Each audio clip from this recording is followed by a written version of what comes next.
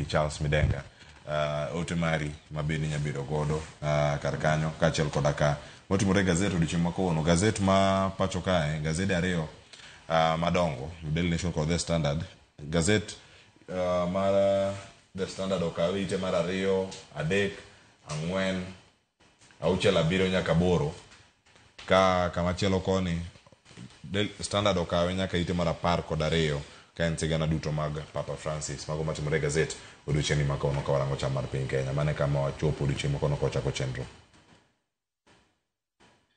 Erokamano Cleophas, an kaka jakopere matimata an gi kuyo kendo an lit miwuoro ni wawito Papa marwa Mtakatifu Francis nodak e ngima ma kawaida, kendo kata ka nobiro Kenya ka inyalo paro ni kata mana gik nyamburko manoriembo maniriembe godo no en nyamburko minyalo wacho ni malo. Ne en ng'at ma was very simple kendo nong'eyo kaka itayo Injili mar Nyasaye.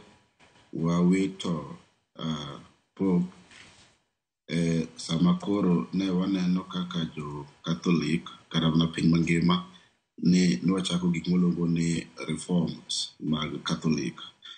Tinde wasebedo gi Vatican I, Vatican II and so forth. Koro ne waneno ka Pope mane nyalo kelo lokruok mabedo ka timorega.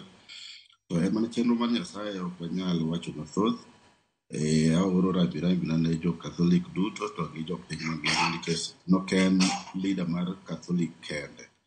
Pope en both spiritual leader to kendo en president kata ker mar Vatican manite e Italy kata i Rome. Koro en kuyo wabobedo mana kwa walemo kawarito ni to bang' ndalo madhe 15 waboyudo Pope manyien liekore ni tema Ghana to gi Asia for the first time.